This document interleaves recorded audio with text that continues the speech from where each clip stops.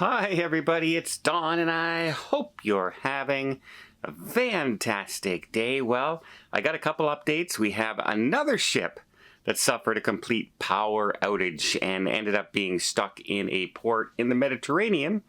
We also have an update on the Serenade of the Seas as she still continued on with some engine problems as well. Let's talk about that bus fire that happened to cruisers who were on their way back to Daytona Beach. On a bus, and bam, all of a sudden it catches fire and you're just sitting there watching all your luggage just burn up in front of your eyes.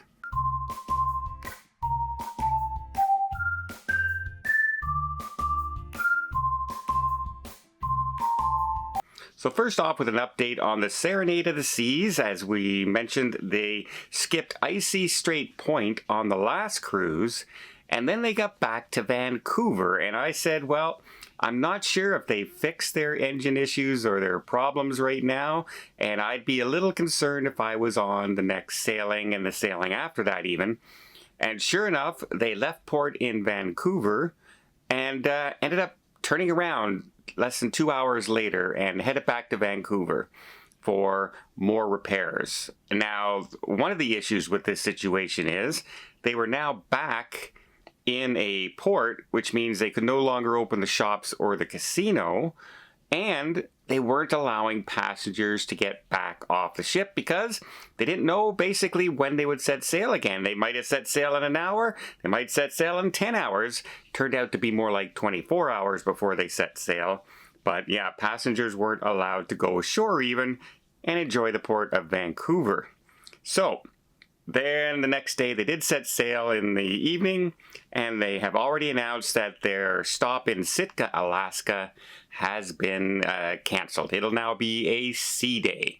And they have adjusted port times for different stops along the way. Nothing major, a half hour here, a half hour there, both not really shortening time in the ports, just changing the arrival and the departure times. Now, it will mean that they're probably going to have to do some adjustments to some of the shore excursions out there, but at least it's not interrupting too much. However, there's no indication whether or not the issue is actually fixed or not. So we'll have to wait and see if some more changes happen and if the problem reoccurs on the ship and they end up missing more ports or more stops or more delays. And as of right now, like on the last sailing, they came out and gave a prorated 1-day refund to everybody on the ship. Well, they haven't announced anything on this one, and now you're missing Sitka, Alaska, and you had to spend an extra 24 hours in port with no casino and shops open, etc. So I'm wondering what they may be waiting to see if the ship breaks down again on this sailing before announcing any kind of compensation for what's going on. Also, we announced the other day the Harmony of the Seas had that power outage. Well, while in Turkey, we had the Celebrity Infinity. Well, she broke down and had no power also. It just total blackout on the ship. No air conditioning, no plumbing, no shops, no shows, no dining, no nothing. It was a complete blackout.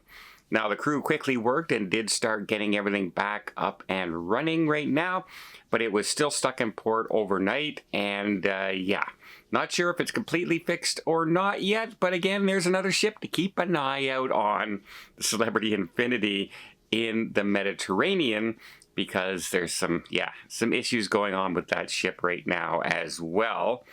And I also want to talk quickly about the fire. This was kind of a scary situation.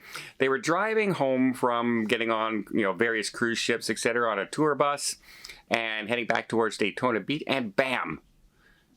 All of a sudden, it started smoking underneath. The bus driver pulled over and evacuated everybody out of the bus, and then everyone got to sit there and watch as the bus burned to the ground, basically, including all their luggage that they had on board. The one consolation they can think of is that it wasn't on the way to the cruise ship, and they lost all their luggage on the way there.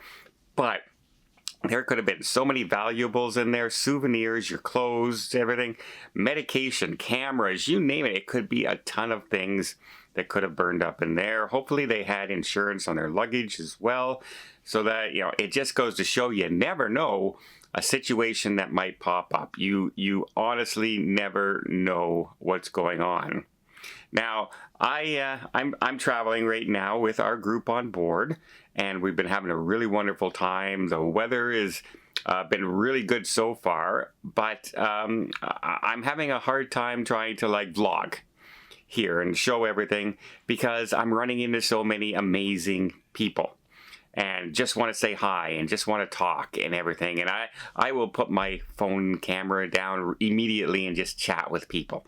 So yeah, it has been a great experience out here. Everyone has been asking me how I'm doing. Am I okay? And yes, I'm doing really well. Tony and I actually did about 7,000 steps yesterday. Just walking, doing a little bit of shopping. We didn't walk very far. Run into our friends JJ Cruz and their family. Met the mother and father and sister and brothers. And it was great to meet their family and everything. I think they're on the Celebrity Edge, and the Edge is in town again today. We are, where are we here today? We're in Skagway today. I'm so lost in my times. The 4-hour difference from where I live in Ottawa, Canada, is really playing havoc with my senses and everything going on. But for those of you following my medical, I'm still doing really well. I'm taking my horse pills every day religiously. I'm not, you know, and if I get tired and that, or, you know, Tony's knee might act up, we are sitting down and we are resting. We are not trying to overdo it. We're not trying to be heroes. We're just, you know, going through the cruise. So, and yeah, yesterday we went whale watching. It was great.